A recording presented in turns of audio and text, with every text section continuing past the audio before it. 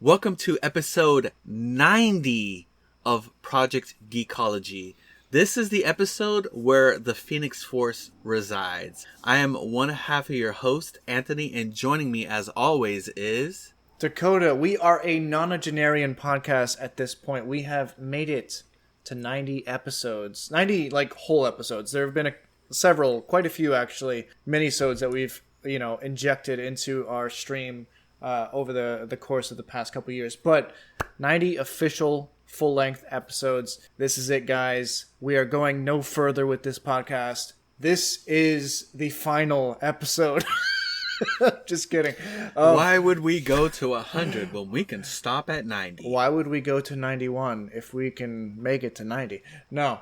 We're excited to keep going after this. But obviously, we're covering X-Men Dark Phoenix, as the title of this podcast suggests. My name is Dakota. You already met Anthony. We are really excited to talk about this podcast, well, the movie anyway, because we are also excited to talk about the podcast. As we always are. But anyway, the movie, I have never seen this before until this, a couple days ago at this point. You are fresh. I'm fresh to death with this with this particular movie, so I'm really excited to jump into the discussion of Dark Phoenix, because I've got a lot to say, and at the same time, I've got very little to say. So we'll see where that lands us. That lands us in the middle, with a medium amount of things to say. Yeah, man. What have you been up to? We recorded last week. I felt like it's been a while since we recorded.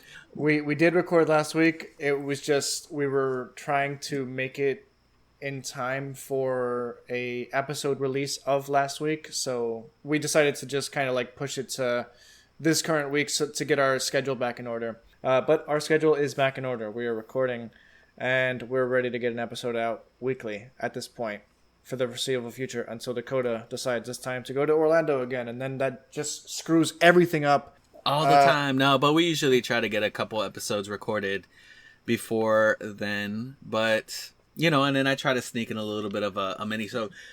So as far as what I've been up to, I've been really deep into the Avatar Roku book. As of recording, I have less than an hour left of the audiobook, which I'm really excited about.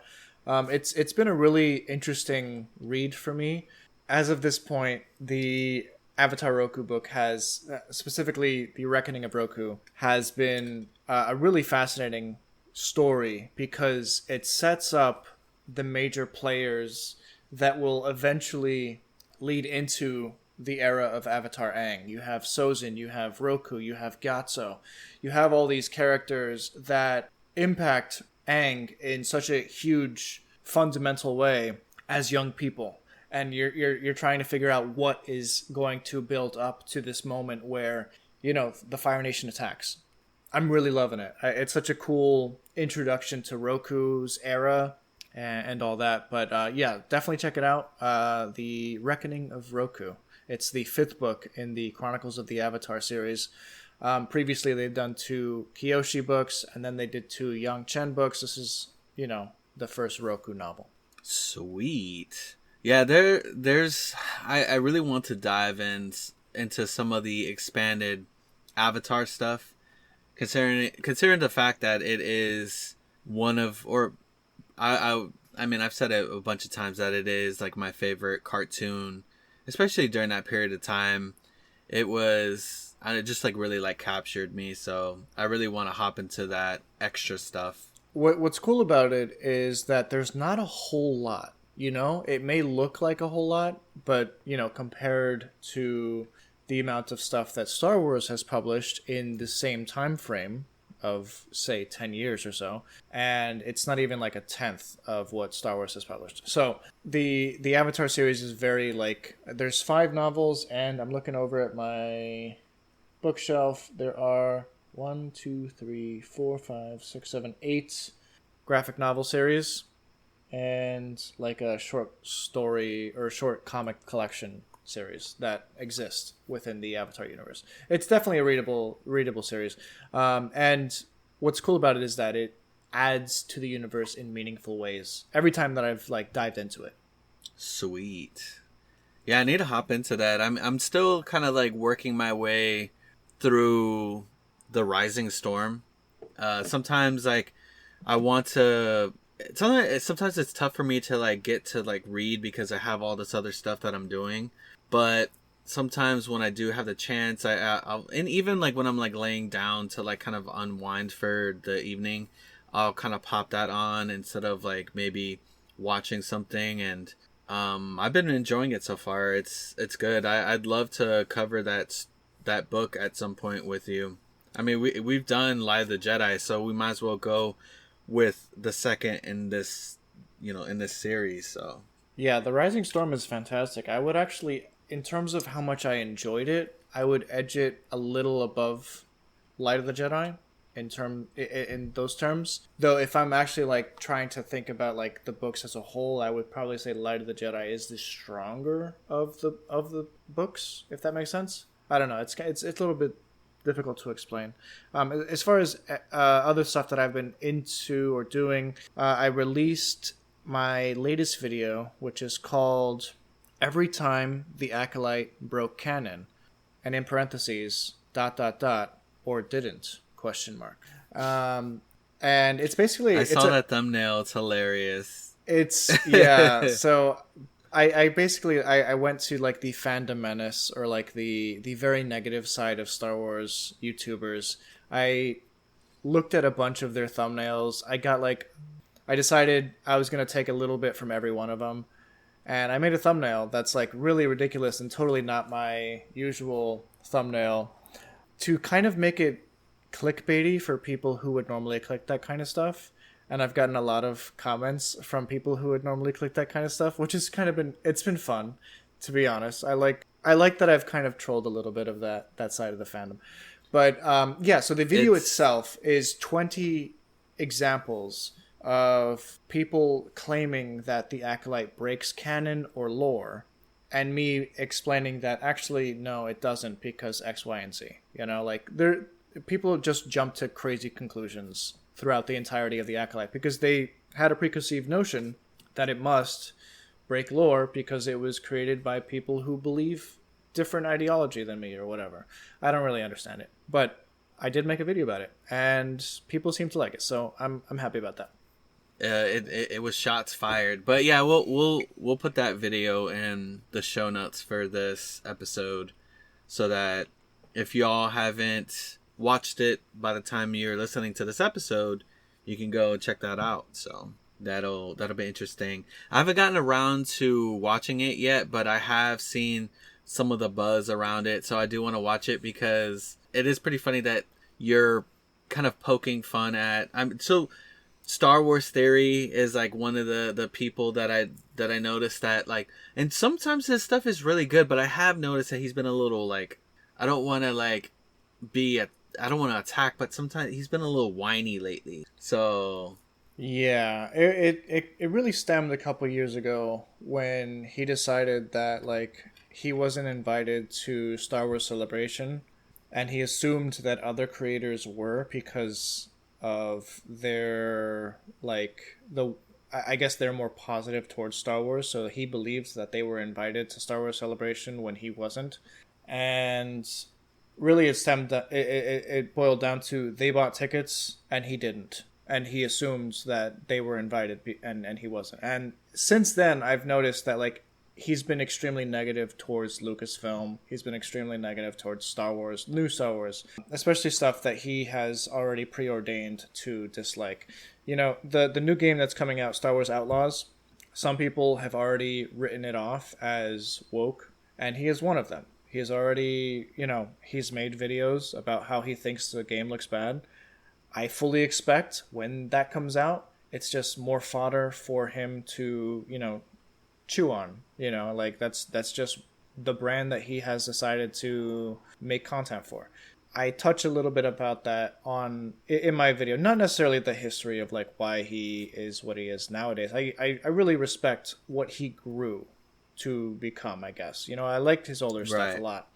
Absolutely. His later stuff, or his more recent stuff has been quite a bit negative and overly critical, and I break down a bunch of his criticisms that don't make too many that don't make too much sense when it comes to the Acolyte in my latest video. So he definitely takes center stage in terms of, you know, the people making random claims that I disagree with, that just are baseless, you know, like, so that was the point of the video. Well, I'm definitely looking forward to looking at that. And I know it's not just him. It's like other. Yeah, there's quite a few people that I'm not trying to poke fun at, but like I am trying to show people that these individuals are either lying to you or are willfully ignorant. You know, like that was what I was trying to get at, and I think for the most part I got that across. Right, and we'll probably talk a bit more about this when we actually do have our episode where we cover the Acolyte, which I think we're going to be doing that in a couple episodes, right? Like we have New Mutants, and then I think we're going to do Acolyte to that'll kind of give a little bit of a break from all the X-Men stuff before we cover Deadpool and Wolverine. We want to kind of give the listeners a little bit more time before we have a discussion on Deadpool and Wolverine, because, you know, we're going to say it until then, that one's going to be like full throttle on spoilers. Yeah. I mean, it's just hard not to talk about a movie like that without spoiling it. Yeah, so. There's nothing. It's all spoilers. That's pretty much the entire movie. Yeah. What did you think about this cameo character? Well, that's a spoiler. Anthony, what have you been up to? You know, not a bunch really. I've been, you know, I watched this bit, you know, mostly to cover this. It's been a while since I've seen Dark Phoenix, but I've done a lot of gaming. I got the tail end of Marvel Rivals, and for the most part, I enjoyed Marvel Rivals. The closed beta for that. It's not perfect. There's a lot that they could work on it. I do kind of wish that they weren't really trying to chase too much of the coattails of Overwatch, because Overwatch is kind of in a precarious spot. Because while I love Overwatch and a lot of people still love Overwatch, it's kind of lost its way a little bit with some of the fans, and I'm thinking, like, you know, I understand the inspiration, but maybe innovate a little bit, which they have. There is some innovation there. They added some destructible environments, which I really liked. I thought that was cool. And the fact that it's third person rather than first person. So I'm excited to see who else they add. I mean, there's such a large group that of heroes that they can pull from. And they've already shown that they're not afraid to take, you know, a deep cut, you know? Like, they have Luna Snow in there, and Luna Snow is not really, like, a huge or, like, a widely known character. Yeah. There's Jeff, also, the land shark. They added to that. You mentioned Jeff last week. I wanted to just touch on that. Like, that was one of the first things I noticed about the game, was that there's so many Marvel characters that they're not willing to take, or they are willing to take deep cuts, like F-tier characters like Jeff or Luna Snow, you know, like characters that have maybe been in 10 comics before, you know, like, it's kind of cool that they can just pull from any of these individuals and, you know, add them to this list of playable characters. I think that's cool.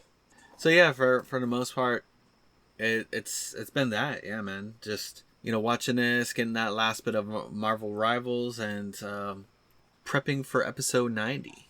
90. How did we ever get here?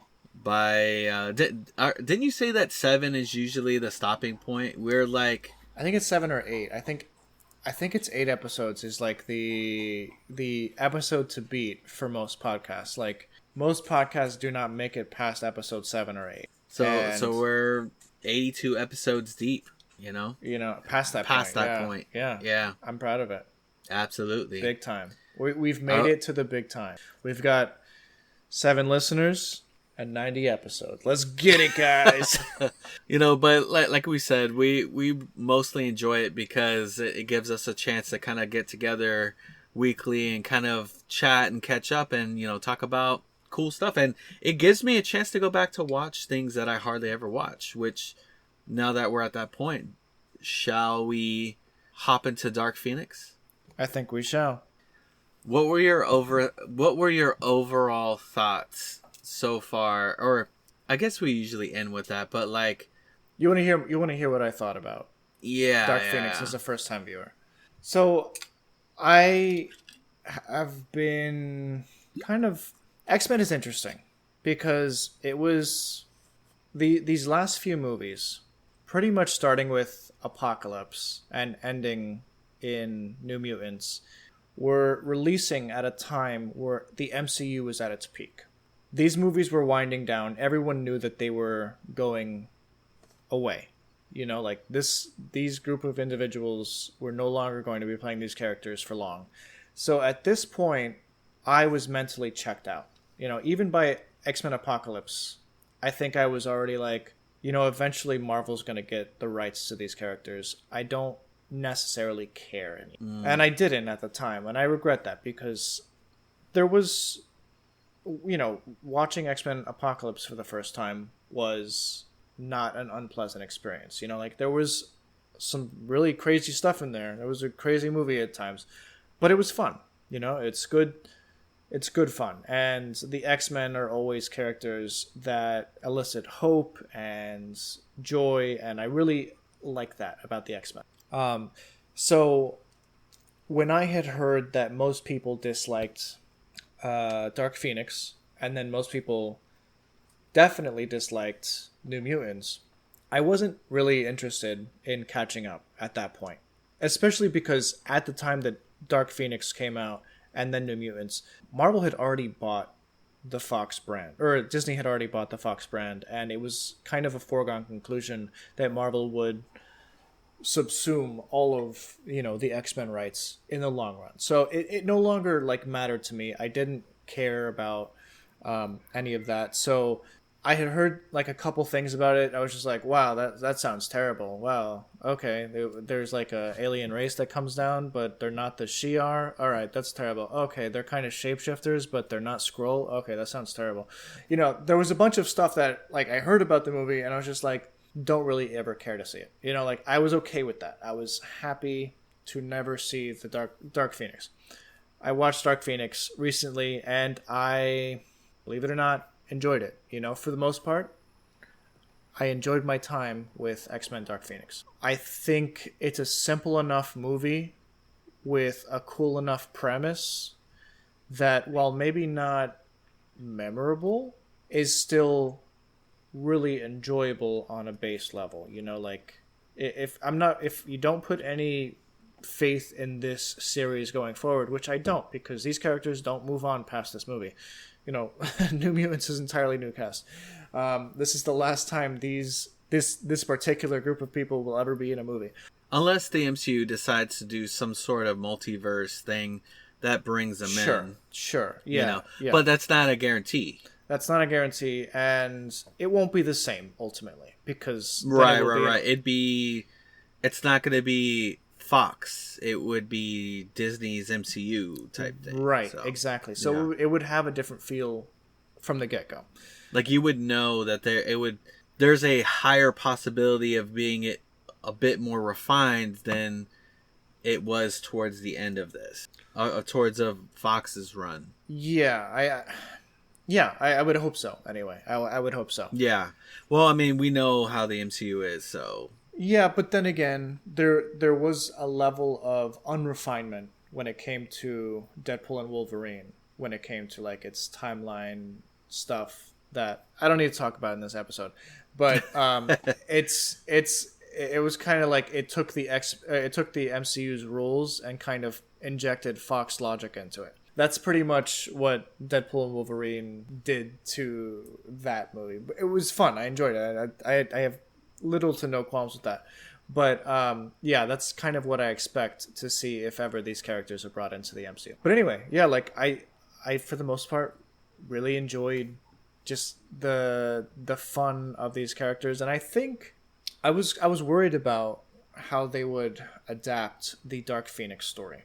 And I will say, because I've read that comic, I've listened to the audiobook, like dramatization that they made a couple years back, and it's a really, really strong run of comics by Chris Claremont for the Uncanny X-Men.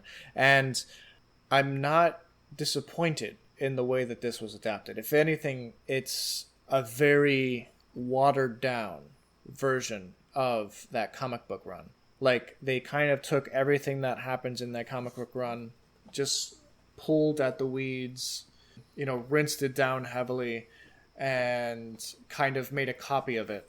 And this is kind of what that is, like, remember in like school when you'd have like you'd put your paper onto like some like raised surface, and you'd like rub either like a graphite pencil or like a colored pencil over it, and like you'd come out with an image.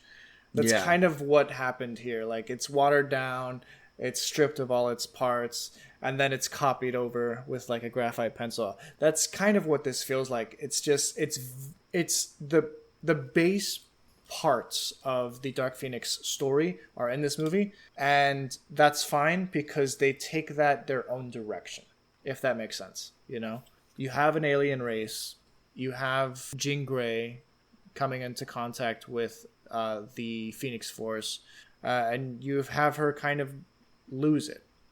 That's basically the essentials for the Dark Phoenix saga. It's not like a perfect 1-to-1, but it's still cool, and it's still there. Right. Like, for the most part, how she comes into contact with the Phoenix Force is, for the most part, like, intact. Like, in the comics, it happens in space. In this movie, it happens in space. Stuff like that. Yes, that's pretty much what came about with this. So, was I a happy X-Men fan?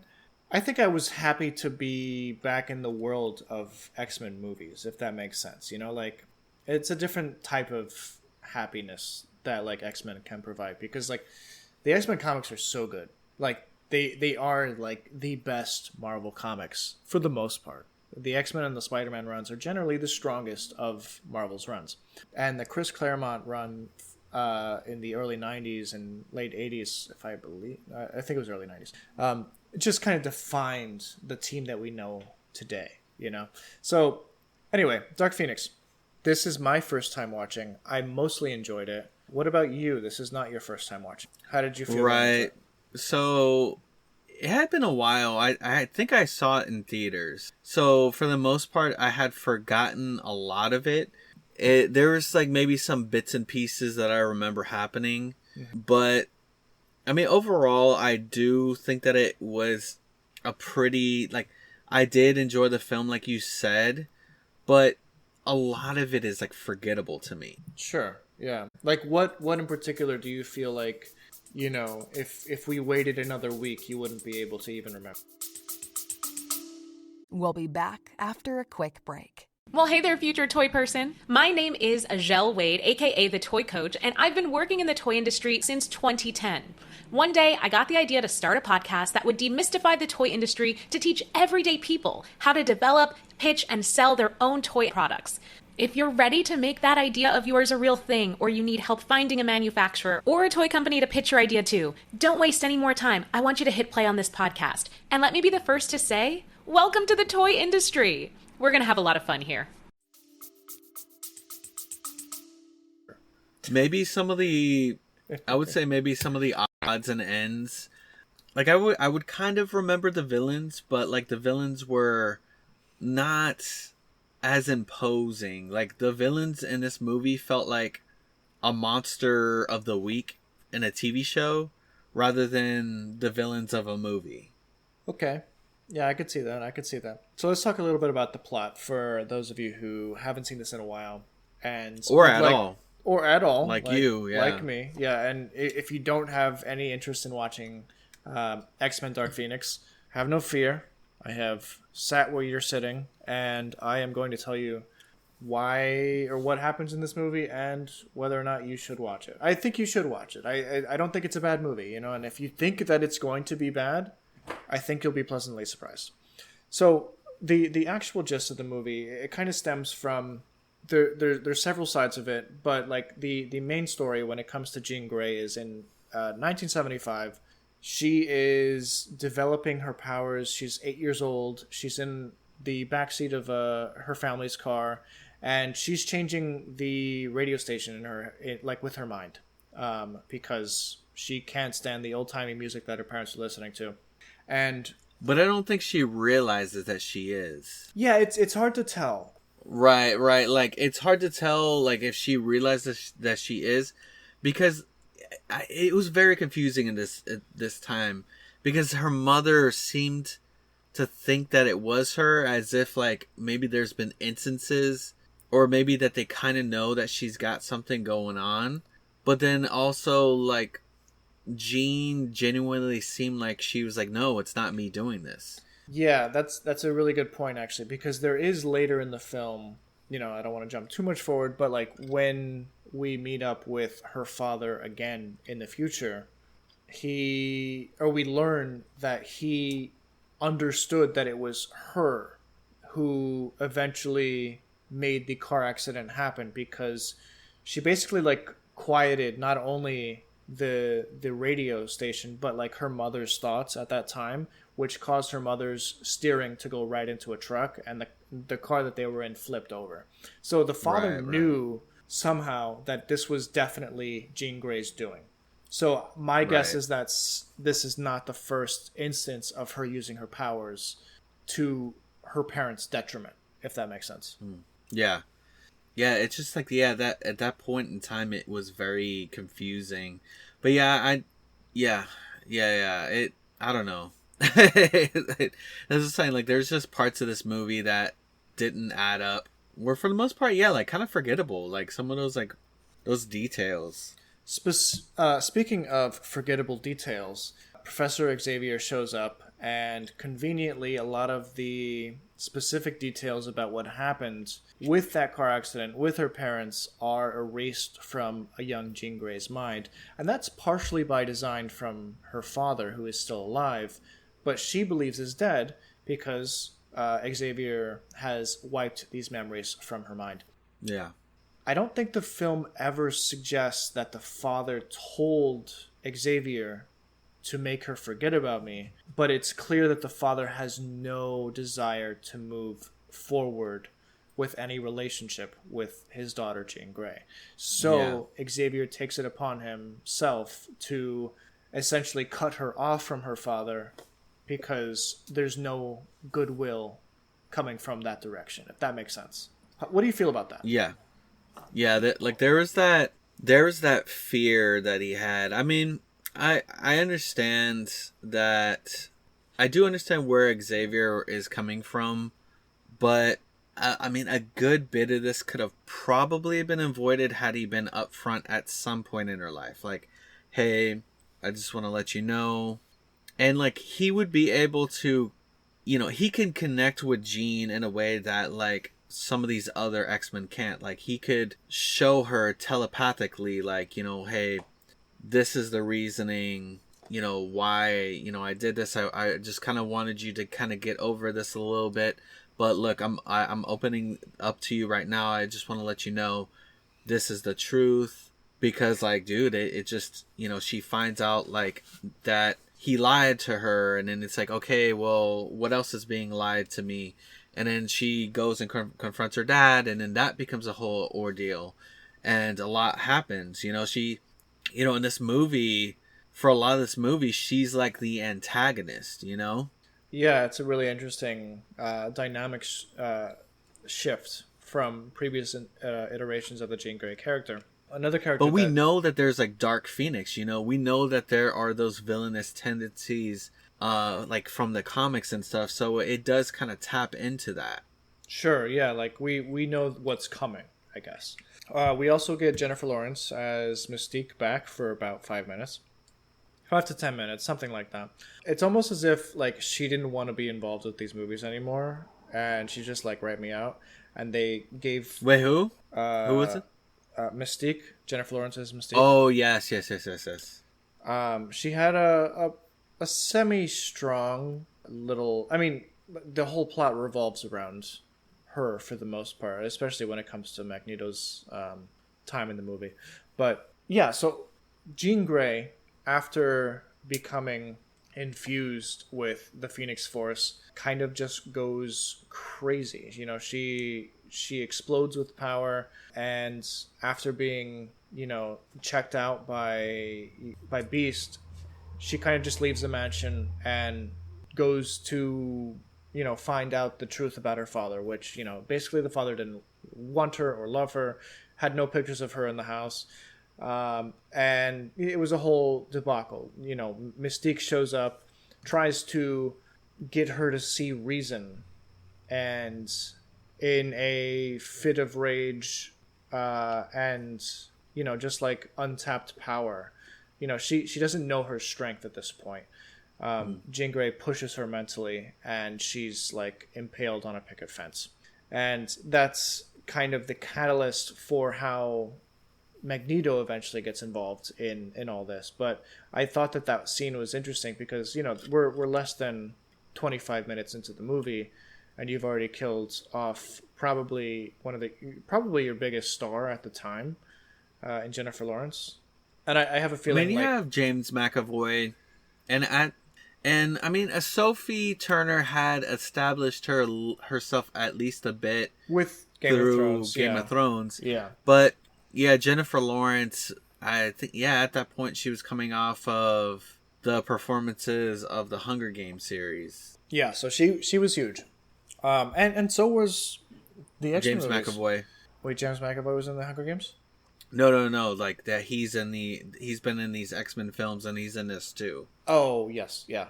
James McAvoy, Michael Fassbender. These are all huge actors, but I think in terms of just like star power on like the ballot, like I think Jennifer Lawrence is probably the largest actor on the set. But anyway, for whatever reason, she's killed off pretty quickly, and that becomes a catalyst for other characters to get involved. Jean Grey races off to try and understand how Magneto has changed his life around, and I thought that was interesting. So Magneto has kind of created a compound of mutants where they have some sort of immunity from the other world governments. They aren't beholden to, I'm assuming, the U.S. government, because the U.S. government does eventually show up at some point. And I thought that was a really cool little story, or story beat for Magneto, but I would have liked to have learned more about what that was, when that happened, who these people are, what their goal is. Anything. I would like to know anything. It was almost like a pre-Brotherhood of Mutants in a way, but like maybe before the whole crusade for mutants. You mentioned Sophie Turner. I wanted to just briefly mention that I feel like one of the issues that I had going into this was that I was worried that I wouldn't feel like she was a good Jean Grey. But, by the time that she shows up at Magneto's little pre-Brotherhood of Mutants lair, like, I've 100% sold on Sophie Turner's Jean Grey. I think she did a fantastic job throughout the movie. And she has the look of Phoenix, like the close-ups of her face where like they have like the almost like the power coursing through her veins in her face.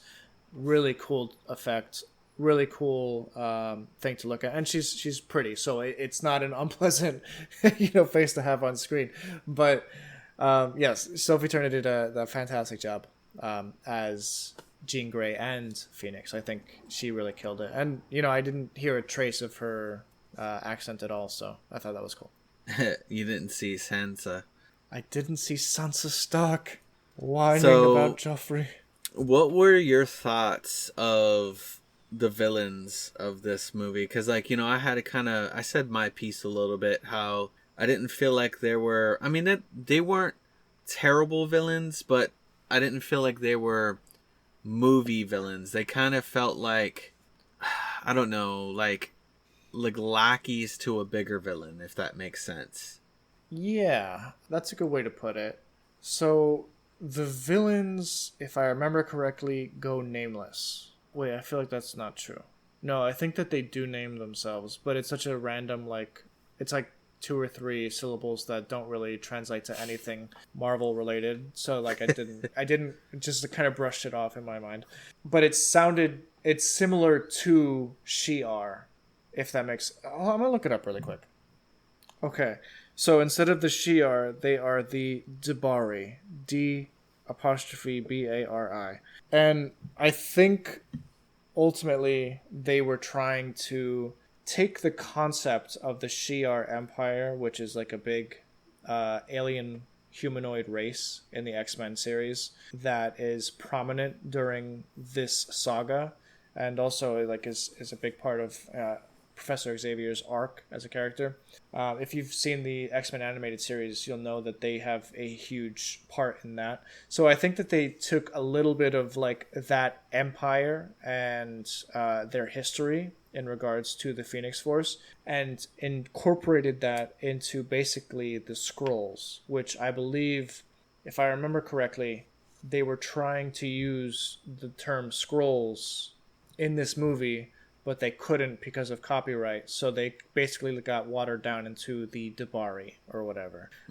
So they have the basic properties of Skrull where they can shapeshift and all that, but they're not exactly. So they're just kind of like not anything besides like an amalgamation of just like evil aliens who shapeshift for some reason and want power, which is fine. You know, it's evil for evil's sake. Right. Like they wanted that Phoenix Force power because they were like actively chasing down Jean Grey throughout this film, like looking for that power. They eventually come and find Jean Grey before the rest of the cast do, before, you know, Magneto and his crew and Xavier and his crew find Jean Grey. All the crews. The alien crew came first. You know, they found Jean Grey and they were like, yo, we've been looking for this power for ages. Why don't you give us a little bit? And then, you know, Jean Grey's like, hook us up. Got you, fam. And I got you, fam. Started like siphoning power into whatever Jessica Chastain's character's name was. And meanwhile, like you have Xavier's crew and Magneto's crew just battling it outside on like New York Street, you know, like right outside of Central Ave or Central Park. And see, that's like one of the parts that I kind of fairly remembered. Like, I remember there being a battle, but I didn't remember who it was between. And like I was thinking, and I remember Jean Grey doing a lot of the fighting. It's so crazy, like how much of a blur it was until I watched the movie. And then like when I filled it in, I was like, oh, like there's a lot of this fight that I just like kind of like got really mixed up. Yeah, I don't blame you, because it's a very confusing fight, because it's like friends turned enemies until enemies are turned friends, and then everyone's on the same side, and then they kind of walk away at the end. It's just X-Men logic, you know. But one thing that I have to say is that the ages of characters in these 4 movies, when it comes to First Class, Days of Future Past, X-Men Apocalypse, and now Dark Phoenix, these movies take place 40 years apart. You know, X-Men First Class takes place in 63. Apocalypse, or Days of Future Past takes place in 73. Apocalypse is 83. And now Dark Phoenix is 92, if I remember correctly, because they had that Endeavor flight, which was in like 92. So these movies are 10 or 30 years apart. Yeah, so they're, you know, but like Sophie Turner and Ty Sheridan look no different than they did a decade ago. Same with Storm, and then Fassbender and McAvoy. Yeah, Fassbender and McAvoy have barely aged a day. You know, they've maybe aged a single decade in the past like 3 decades. And you said that was it Apocalypse is 1983? Yeah. So the events of between the whole car crash with Jean Grey was in 1975, which means that was about 8 years later. So she and was how around, old was she? Like, was she like 7, 8? She was 8 when the car crashed, so she would either be 15 or 16 in 1983. Okay. So it's a little bit believable. That is believable, yeah. So now she would be in her mid to late 20s. Mid-20s, so I would say, maybe, I mean, they could probably get away with that, but the James McAvoy and Michael Fassbender thing's a little bit harder. And I know that they've mentioned with, like, Jennifer Lawrence specifically that, like, she ages slowly. Like, that's like, canonically how she, she's okay. I give her the pass. She, like, some of them can get it, but, like, dude, come on. Michael Fassbender, was it Magneto and Professor X's powers are not slow aging. Also, I like how Nightcrawler still looks like a teenager in this movie. Like, he doesn't look emo in this one as much, but he somehow looks younger. I don't know if that's possible. Like, he's aging backwards. Anyway, that's something that I just have an issue with these movies in general, just because, like, what is the reason behind setting them a decade apart besides, you're leading up to the X-Men trilogy that obviously has a different chronology altogether. Like, what is the point here? Anyway, dude. Yeah, that it's a little backwards, but I really did like that. Like when Jean Grey came to Magneto's island, and she's trying to get his advice about, like, how to stop killing, and he's just like, you just gotta pull yourself up by your bootstraps, burp burp burp, and then he's just like, wait, where'd that blood come from? And she's just like, nothing. Like, where'd the blood come from? And she's just like, I don't remember. And then, like, eventually, like, she just kind of, like, leaves, and then afterwards he finds out that it was Raven or Mystique, and he goes ballistic. Right. He goes on, like, a warpath. He goes, like, he's gonna tear down. I just wonder what would have happened if Jean Grey had said that it was Raven in the moment, like, without hiding that information. Like, I did something terrible, I killed Raven, what do I do? Would he have given her leniency for telling the truth and being honest in that moment? Or would that be, just like, would it be kind of like when his family died in Apocalypse and he, killed all those policemen in that one scene? Yeah, I feel like Magneto would have thrown down. I really think he would have fought. Yeah, I think so too. Yeah, I think about that scene, that before she leaves the compound, I really do think that was a bit of a cool scene. The, like, kind of the matchup of powers between Magneto and Jean Grey, where, like, she's, like, trying to take down this helicopter, and in a weird thing for Magneto to do, he's actually trying to protect these people. And right, so she's like, he's struggling with this power that she has. She's using, and mind you, this man is, like, the master of magnetism. Like, metal, he has, like, straight up command over metal.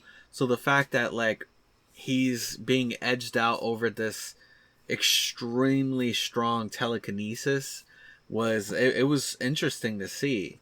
And yeah, I mean, when it comes to, like, power levels in the X-Men universe, that's a really fascinating thing, because Magneto is an Omega level mutant. Like, he is the greatest ever mutant to ever manipulate metal. Like, that is the apex of that branch of mutation. Like, he is the greatest in that term.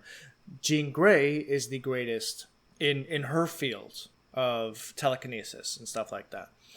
So with the added Phoenix Force, she's essentially more than an Omega level mutant. Like, she's edged above that, and that's before she even unleashes it. Like, that's just, like, the raw power being, like, amplified by the Phoenix in her subconscious.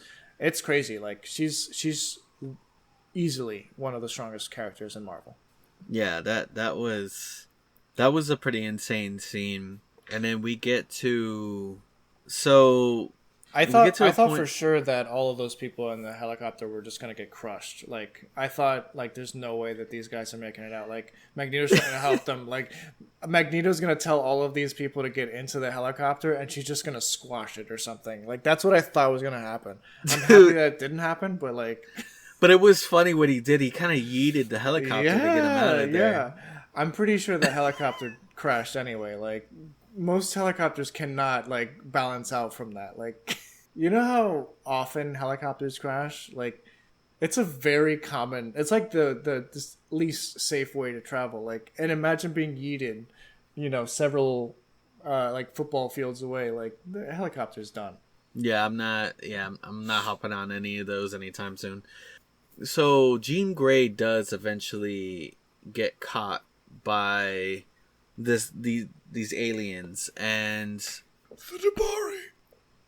the peeps, they go to save her, and we get this like throwdown on this train. What's the lowdown on the throwdown, Anthony? What do you say about the train? The train fight was interesting because it goes from like everybody's kind of trying to like kind of track down and stop or like defeat or kill Jean Grey to like trying to save her because Charles Xavier is convinced that there's still good in her, and he sees it, and so yeah, we get this like throwdown. Oh wait, no. It wasn't the aliens that captured her, was it? It was the government. No, it was the government, but the aliens... Aliens were... They were attacking the train. Right. So, dude, see? Yeah, telling dude. you. Another week from now, Another week from now, you would not be able to discuss this movie. Dude, seriously. And so yeah, no, them aliens were like throwing down on those soldiers. Like, they were taking no damage from those guns at all. Yeah, and the entire time the X-Men, all mutants on the train were given like power restraints, so like they could not use their abilities, but they were telling the guards like, dude, let us have at him because we will help you out. And eventually the one guy in the beginning of that sequence who had claimed that, like, my son's a big fan of you when he talks to Nightcrawler, he kind of like agrees that it's better to have the mutants on your side in this moment than to just, all be dead because of some aliens who are trying to get at the Phoenix Force. Yeah. But anyway, I thought it was a pretty cool fight scene overall. I think that there were some pretty cool set pieces, and I like that the Jessica Chastain's like alien character got her comeuppance in the sense that like she got exactly what she wanted, but it was too much for her to handle anyway. Like, she didn't have the ability to withhold the Phoenix Force inside her. Sorry, there's a siren going off in the background. I don't know if you can hear that. Yeah, I've heard it, like, I've been hearing it for a good little while. Maybe. No, you're good. So, like, I know that you say, that you did enjoy it, but, like, now that we're kind of coming towards the end of this episode, overall, what are your feelings, your thoughts? Would you even recommend this movie? At least like a one-time watch if you haven't seen it before, or like maybe a periodic watch, because obviously some people can't remember things. Yeah, Anthony, why don't you remember things? No, I know, for his podcast, man, we're supposed to be doing a podcast covering things I can't remember nothing. Oh man. At least it's better than like when we first started doing like, what have you been up to this past week? And then you're like, I don't remember anything I did this week. Long gone are those days. Your memory's gotten a little bit better. So when it comes to my ultimate, I don't know about my ultimate, but my final thoughts on this is I was pleasantly surprised by how much I enjoyed it. I really enjoyed the performances for the most part. I thought the villains were weak, but good enough intention-wise to get me on board with the hero's plight, I guess. And I felt that Sophie Turner really did a fantastic job of emulating a Jean Grey in extreme turmoil. And I wish that she had more of these movies to explore, because she was barely in Apocalypse. Like, she was not one of the main characters by any stretch of the imagination. Right, right. I mean, she had some decent moments in it, but especially at the end. I would agree. Yeah, especially at the end. And Ty Sheridan did a really good job as Cyclops. I was really pleasantly surprised by that as well. So ultimately, I think that there is definitely some really strong points in this movie that X-Men fans would enjoy. You know, I think that if you are an X-Men fan and you're not expecting a MCU movie, you will enjoy this movie. Like Anthony said, it does have its forgettable moments, but in the moment, while you're having your popcorn, whatever, you're gonna enjoy this movie. The ride that it is. What Yeah, about you, no, Anthony? I would agree that, you know, there are some enjoyable moments, which, like, for the most part, I would say every X-Men movie in the Fox run has had its enjoyable moments, whether it was a good film or a bad film.